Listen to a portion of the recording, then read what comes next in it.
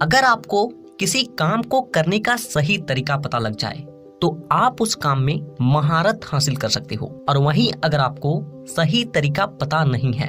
तो आप लाख कोशिश कर लीजिए, आप उसमें बेहतर बन ही नहीं सकते। और इसीलिए आज हम लोग रनिंग करने का असल तरीका जानेंगे, वो सारी बातें जानेंगे जो कि एक इंसान को जानना जरूरी है अगर वो रनिंग करता है तो। जैसे रनिंग कैसे स्टार्ट करना चाहिए, रनिंग करते समय पैर को कैसे पटकना चाहिए, हम लोग को श्वास किस तरीके से लेना चाहिए, बॉडी का पोजीशन क्या होना चाहिए, हम लोग अपने स्टेमिना और स्पीड को कैसे बढ़ा सकते हैं, रनिंग के बाद और पहले कौन से एक्सरसाइज को करना चाहिए। इसके अलावा कुछ प्रॉब्लम्स को भी सॉल्व करेंगे कि रनिंग करते वक्त अगर सांस फूलता है तो इसे आप कैसे ठीक कर सकते हो, सीने में दर्द होता है, पैर में दर्द होने लगता है, तो इन सब चीजों को आप कैसे ठीक कर सकते हो। तो वीडियो को पूरा आखिर तक देखिएगा, क्योंकि यहाँ पे मैं आपको कोई बनी बनाई बातें नहीं बताऊंगा, बल्कि मैं अपना रियल एक्सपीरियंस शेयर करूंगा, क्योंकि मैं लगभग 5 सालों तक इसी करियर में था और उस दौरान मैंने काफी सारे बच्चों को डिफेंस के लिए तैयारी करवाया है। तो सबसे पहली चीज कि रनिंग की शुरुआत कैसे करें। यहाँ पे आप में से अधिकांश लोग गलती क्या करते हैं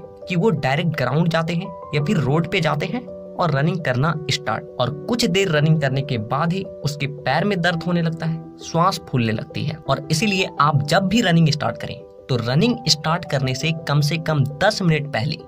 वार्म अप और स्ट्रेचिंग अच्छे तरीके से कर लें, क्योंकि जब आप रनिंग नहीं कर रहे होते हो तो आपका पूरा बॉडी रिलैक्स मोड में होता है, आपके मसल्स एक दूसरे से सिकड़े हुए होते हैं, और जिसके चलते आपका बॉडी ठीक तरीके से नहीं खुल पाता है और आपका पैर पकड़ने लगता है, आपकी श्वास जल्दी फूलने लगती है। दूसरी बात कि रनिंग करते समय पैर कैसे पटकें, और यहाँ पे लगभग 90% बच्चे गलती करते हैं। आप में से अधिकांश बच्चों को लगता है कि अगर मैं पंजों के बल दौड़ूंगा तो स्पीड दौड़ पाऊंगा। हाँ, ये बात सही है, लेकिन ये चीज हर वक्त काम नहीं आती, इसीलिए ध्यान से समझिए मैं क्या बोल रहा हूँ। अगर आप कोई लॉन्ग रनिंग कर रहे हैं, जैसे कि 5 किलोमीटर हो गया, 10 किलोमीटर हो गया, 1600 मीटर हो गया, या फिर कोई मैराथन हो गया, ऐसी स्थिति में आपको कभी भी अपने पंजों के बल नहीं दौड़ना है, क्योंकि पंजों के बल दौड़ने से आप जल्दी थकते हो और ऐसी स्थिति में आप लॉन्ग रनिंग कभी भी कंप्लीट नहीं कर पाओगे। तो अब आपको पैर कैसे पटकना है वो ध्यान से समझिए। आप जैसे ही अपने पंजों को जमीन से सटाते हो, वैसे ही आपकी एड़ी भी जमीन से सट जाना चाहिए, यानी कि नॉर्मल आपको अपने पैरों को फ्लैट पटक के दौड़ना है। लेकिन ध्यान रहे, ऐसा नहीं कि डायरेक्ट अपने पैरों को ले गए और धड़ाम से सीधा बजा दिए, ऐसे करोगे फ्लैट फुट की परेशानी हो जाएगी। इसलिए जिस तरीके से एक एरोप्लेन लैंड करता है, यानी कि एक पहिए को पहले रखता है और फिर दूसरे को, ठीक उसी तरीके से आपको पंजे को पहले रखना है और फिर एड़ी को, और जब आपका अगला स्टेप आए तो उस वक्त पंजे से जमीन को जितना हो सके पीछे की ओर ढकेलिए और अपने बॉडी को आगे की ओर फेंकिए। और वहीं पे अगर आप स्प्रिंटिंग करते हो, 100 मीटर, 200 मीटर, 500 मीटर की रनिंग है, तो ऐसी स्थिति में आप अपने पंजों पे दौड़ सकते हो। और तीसरी बात कि आपकी बॉडी और सिर का पोजीशन कैसा होना चाहिए, क्योंकि ये आपके स्पीड पे बहुत ज्यादा मायने रखती है। सबसे पहली चीज कि जब भी आप रनिंग करें अपने बॉडी को पूरी तरीके से रिलैक्स रखें। दूसरी चीज कि अपने हाथों को कभी भी दाएं बाएं फेंक कर ना दौड़ें, बल्कि आपका हाथ सीधा पीछे जाएगा, आपकी कोहनी सीधा पीछे जाएगा और सीधा आगे की ओर आएगा, क्योंकि ऐसा करने से आप अपने हाथ को जल्दी से आगे पीछे कर सकते हो। और क्योंकि आपके हाथ के हिसाब से ही आपका पैर आगे पीछे होता है, यानी कि जब आपका हाथ पीछे जाता है पैर आगे जाता है, यानी कि जितनी स्पीड आपकी हाथ की होगी आपका रनिंग उतना ही ज्यादा स्पीड होगा। इसीलिए हमेशा हाथ को सीधा आगे और पीछे करें, और आप मुट्ठी को बांध भी सकते हो और खोल कर भी दौड़ सकते हो, आपको जैसे कंफर्टेबल फील हो आप वैसे दौड़ें। तीसरी चीज कि अपने सिर को स्ट्रेट रखें, अपने गर्दन को स्ट्रेट रखें, लेकिन अपने बॉडी को थोड़ा सा आगे की ओर झुका कर दौड़ें। ऐसा करने से सामने से आने वाली हवा आपको कम महसूस होती है और आपकी स्पीड काफी ज्यादा बढ़ जाती है। चौथी बात कि हम लोग को श्वास कैसे लेना है, तो देखिए यहाँ पे भी आप कुछ हैक्स को यूज कर सकते हो और अपने स्टेमिना को बचा के ज्यादा से ज्यादा स्पीड और लंबा दौड़ सकते हो। अगर आप लॉन्ग रनिंग कर रहे हो, जैसे कि एग्जाम्पल के लिए आप 5 किलोमीटर की रनिंग कर रहे हो, तो जब आप रनिंग की शुरुआत करें उस वक्त आपको केवल अपने नाक से श्वास को लेना है और नाक से ही श्वास को छोड़ना है, क्योंकि शुरुआती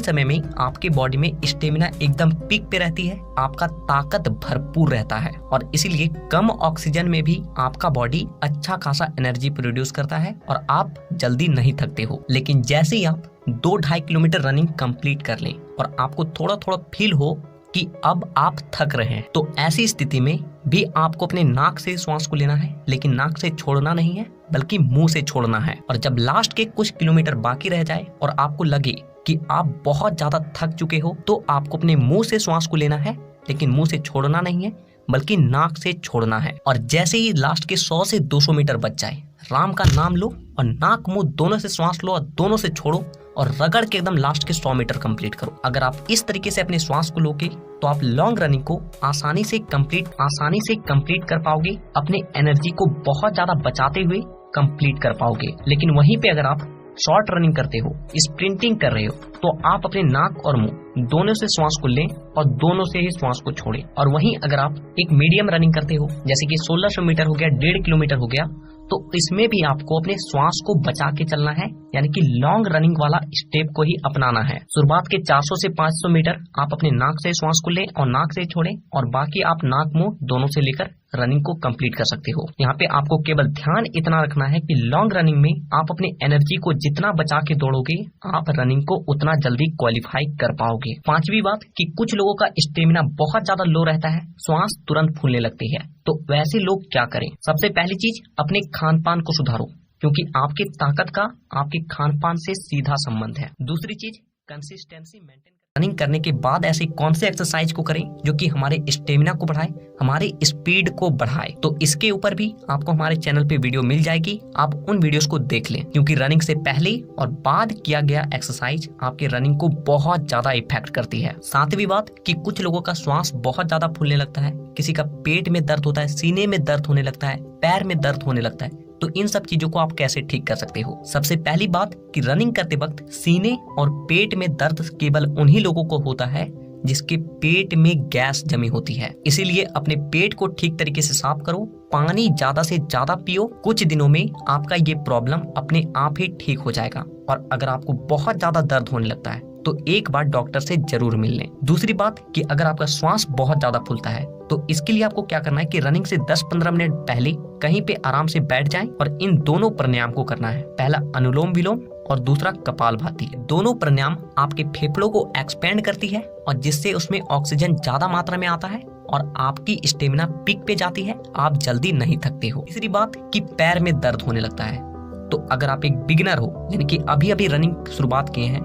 तो हमेशा रनिंग ग्राउंड में करें, घास वाली जगह पे करें, कभी भी शुरुआती समय में रोड रनिंग ना करें। दूसरी बात, एक अच्छे कंपनी के जूते को ही खरीदें, कुछ पैसा ज्यादा लगेगा लेकिन आपका पैर सलामत रहेगा। और तीसरी बात कि अपने पैरों को इतना जोर से कभी भी मत पटकिए कि उससे एक आवाज क्रिएट हो और उसके बाद आप रनिंग करें, बल्कि जितना ज्यादा आप अपने पैरों को स्लो पटकोगे, जितना स्मूथ लेके जाओगे, आपके पैर उतने ही ज्यादा स्ट्रांग बनेंगे और दर्द कभी भी नहीं होगा। इसके अलावा ज्यादा दर्द होता है तो रनिंग के बाद कौन से एक्सरसाइज को करना चाहिए वो वीडियो जरूर देख लेना। तो जय हिंद, राम राम। अगर वीडियो पसंद आई हो तो वीडियो को एक लाइक करके नीचे कमेंट में जय हिंद लिखना ना भूलिएगा और इसी तरह के और भी वीडियोस को देखने के लिए चैनल को सब्सक्राइब करके बेल आइकन को दबाना बिल्कुल भी मत भूलिएगा, ताकि अगली वीडियो जब भी आए वो वीडियो आपके पास सबसे पहले पहुंचे। तो वीडियो देखने के लिए दिल से धन्यवाद।